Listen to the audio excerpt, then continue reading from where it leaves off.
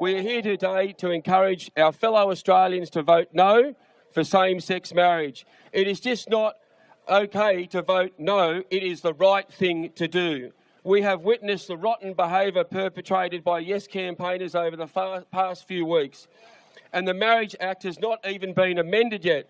Just imagine the terror and intimidation if the Yes vote wins this very important marriage law postal survey that has been sent out to enrolled Australian voters.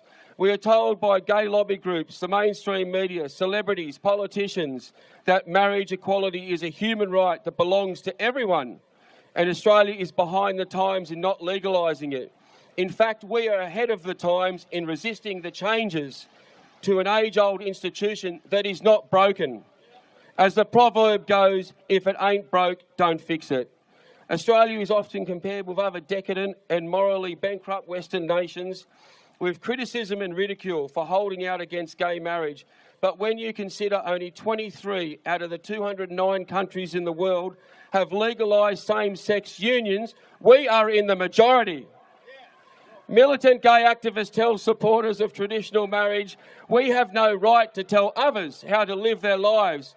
But we know that the gay marriage is not solely about gay marriage, it represents much, much more. There are consequences to amending the Marriage Act. The gay marriage movement has moved from tolerance to totalitarianism. That's what it is over there. The bigots over there are the most blinded. They talk about us being bigots, but what we see all the time since the postal survey has started is just the intimidation and the harassment. That's totalitarianism. They call us fascists. Well, I reckon totalitarianism is way worse. We saw what happened in the Soviet Union with homosexuals. They were taken to the gulags and they fly the red flag. Woo! And if the same-sex marriage is legalised, freedom of religion will be challenged. New anti-discrimination statutes will become law. Freedom of speech will be restricted. Service providers like bakers, photographers, marriage celebrants, and doctors will be forced to conduct business for same-sex couples against their religious or moral beliefs. It will become a crime to deny service to same-sex couples. More radical sex education programs like Safe Schools will be introduced into our schools, teaching more confusing gender-fluid theory and promote homosexuality as an equal to heterosexuality. Homosexuality is a sexual orientation, however, it is not equal to heterosexuality because two men or two women together cannot procreate. And what about the rights of children to a mother and a father? Is the child ever asked if he or she wants to live in an arrangement void of a mother or a father? We are privileged today to have a lineup of guest speakers who will give you their unique perspective on why legalising gay marriage is wrong and a danger to society. Our first speaker today is John Bolton. John Bolton is a human rights activist and practising barrister and solicitor for over 20 years.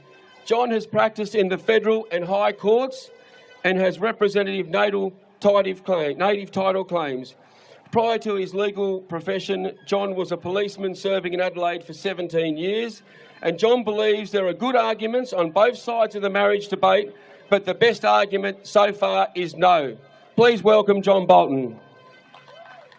Can I grab that stand there?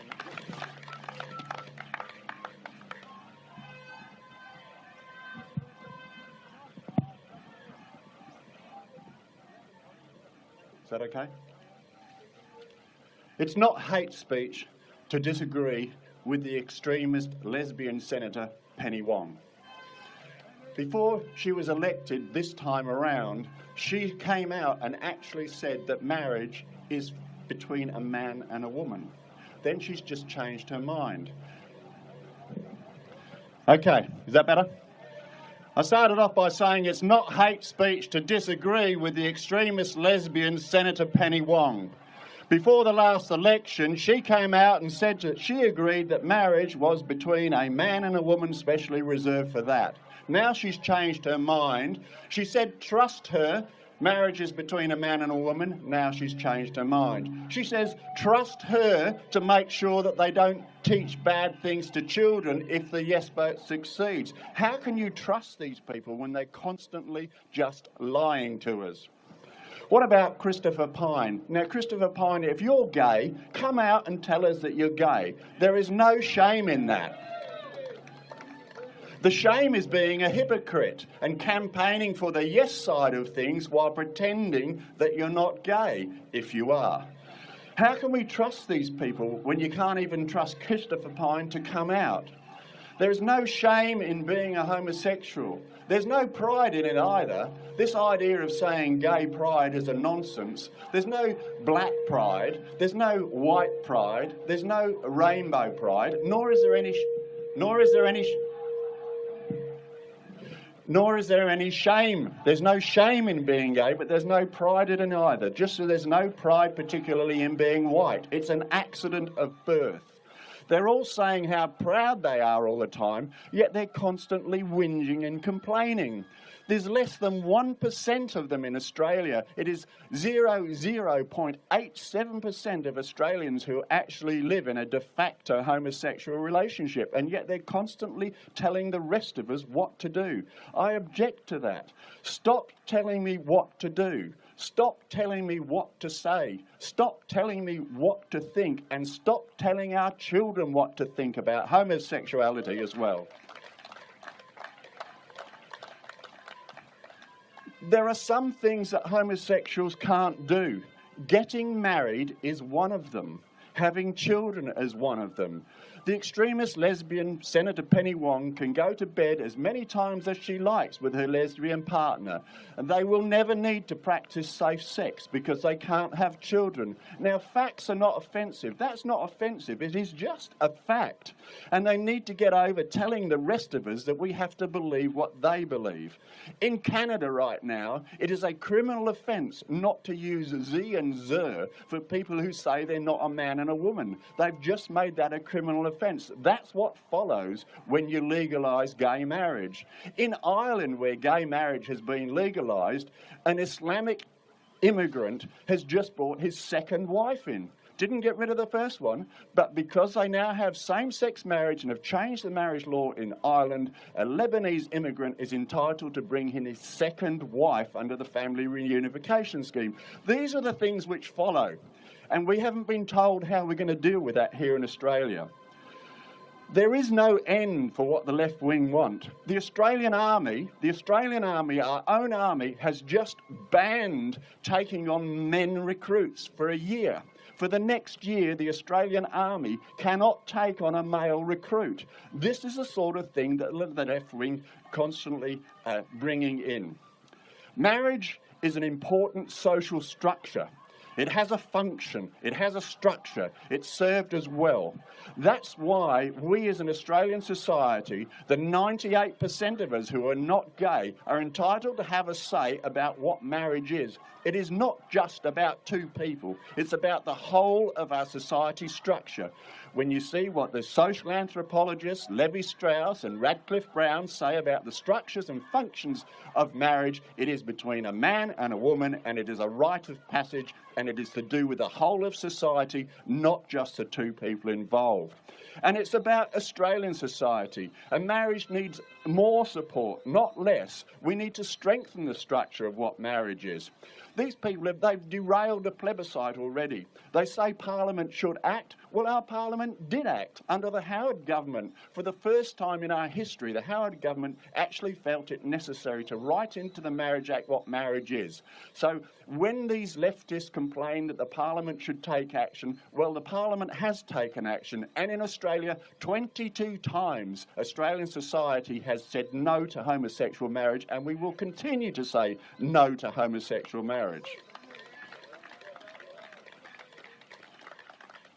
From primary schools to universities, this radical queer ideology takes over once marriage is broken. Homosexual marriage is just a battering ram for breaking down our values as a conservative Western society. In Canada, after homosexual marriage was made lawful, law graduates now who qualify as lawyers are not being admitted because they went to a law school where they did not teach radical homosexual ideology. In London, a primary school is being deregistered because it will not teach the equivalent of safe school homosexual ideology, so they're going to deregister the school. These people care so much about us, they use violence to enforce their views. I wasn't going to come here. But what happened to the students at the Sydney University when 15 of them put up with 3 or 4 hours of violent abuse, and when they didn't react, their leader was wise enough to say, we're here to show it's okay to vote no, but we're not going to react to the violence of the left-wingers who are taunting us for hours, and so he kept them all calm. So what did they do? They attacked, they tore down their structures, they overturned their tables, they threw food at them, and they physically assaulted them. This is the loving, caring, left-wing homosexual group that want you to say yes. That's how they deal with things. This has now become as much about free speech as anything. I may not agree with what Nick Folkes says. I may not agree with what other speakers say today, but I will bloody well stand up for their right to say it in public in Australia without being assaulted.